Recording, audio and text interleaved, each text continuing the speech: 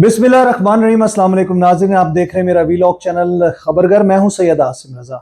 बड़ी खुशखबरी पाकिस्तान के लिए और एक बहुत बड़ा जिसे कहते हैं ना मार्कतुल आरा जो काम पाकिस्तान ने एक और किया। एक तो अभी हमने मिनरल इन्वेस्टमेंट फोरम देखा पाकिस्तान के अंदर, जो कि बहुत बड़ा एक कन्वेंशन था और पाकिस्तान की मिनरल इंडस्ट्री, पाकिस्तान की मिनरल एंड माइन इंडस्ट्री के हवाले से पाकिस्तान की एक्सप्लोर पाकिस्तान अगर हम कहें तो वो ज़्यादा बेहतर होगा। पाकिस्तान की मईशत, ना सिर्फ पाकिस्तान के कर्जे उतारने की बात की गई। तो अब हमने देखा जो ओवरसीज पाकिस्तानियों का कन्वेंशन था वो अरेंज किया गया और उस कन्वेंशन में जो कल तक जारी रहेगा 13 से 16 के दरमियान, जिसमें पूरी दुनिया से पाकिस्तानियों ने यहाँ पे आके अपनी मोहब्बत का इजहार किया। मोहब्बत का इजहार मैं क्यों कह रहा हूँ, क्योंकि उन्होंने इस मुल्क को बचाने के लिए, इस मुल्क की बका के लिए अपना किरदार हमेशा अदा किया और अदा कर रहे हैं। अभी भी हम देखें तो पाकिस्तान में अगर हम देखें जो रिमिटेंसेस की जो इस वक्त रेशो है वो बुलंद तरीन सतह पर हुई जनाब, और $4 अरब की बात की जा रही है, जो कि बड़ी खतीर रिमिटेंसेस में आती है।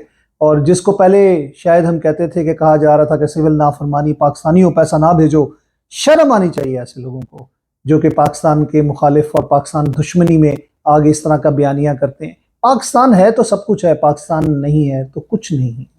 तो आपने अपने इक़्तिदार के लिए आपने यहाँ तक किया कि जी ओवरसीज पाकिस्तानियों को सिविल नाफरमानी, पैसा ना भेजो, कभी कुछ कभी कुछ। तो मैं कहता हूँ ऐसे लोगों को शर्म आनी चाहिए, और जिस तरह के व्लॉग और जिस तरह की चीज़ें करके वो पाकिस्तान के इमेज को ख़राब करने की कोशिश करें। लेकिन आफरीन है हमारे उन ओवरसीज भाइयों पे जो पाकिस्तान तशरीफ़ लाए हैं।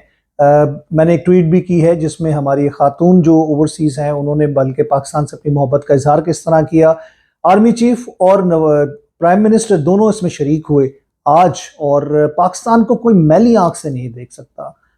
जो वजीर आजम ने भी बोला, आर्मी चीफ ने भी बोला, और वो कहते हैं ना कि हम ज़रा नम हो ये मट्टी तो बड़ी जरखेज़ है साकी।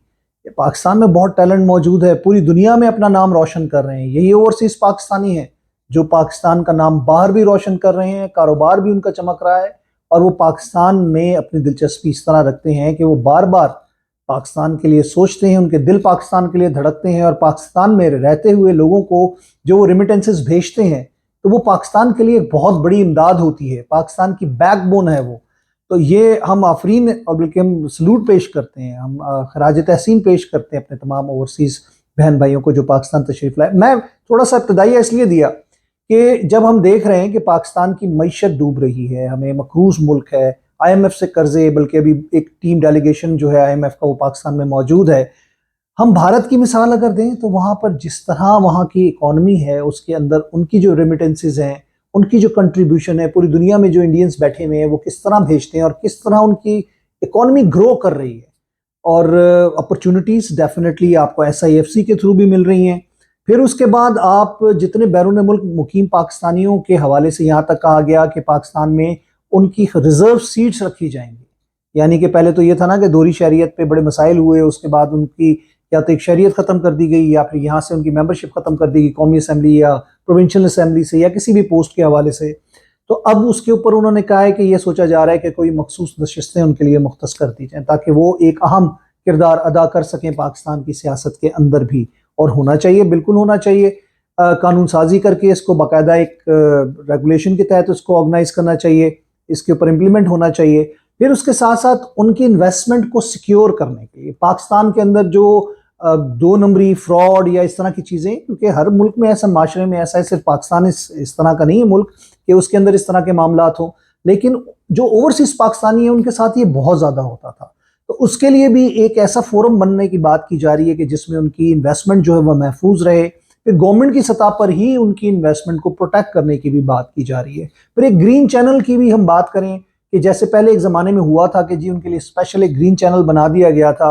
अगर उस तरह का चैनल बना दिया जाए तो ये पाकिस्तान के लिए इंसेंटिव देने की बात नहीं है सिर्फ ओवरसीज पाकिस्तानियों को, बल्कि उनको सहूलत देने की बात की जा रही है।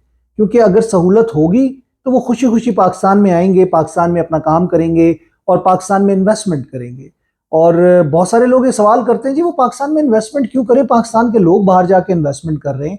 तो ये ओवरसीज कन्वेंशन उन लोगों के लिए जो पाकिस्तान से अपना पैसा बाहर लेके जा रहे हैं, पाकिस्तान से पैसा एक्सपोर्ट किया गया और वहाँ पे अपने बिजनेस स्टार्ट किए गए, उनके लिए एक बहुत बड़ी मिसाल होगा।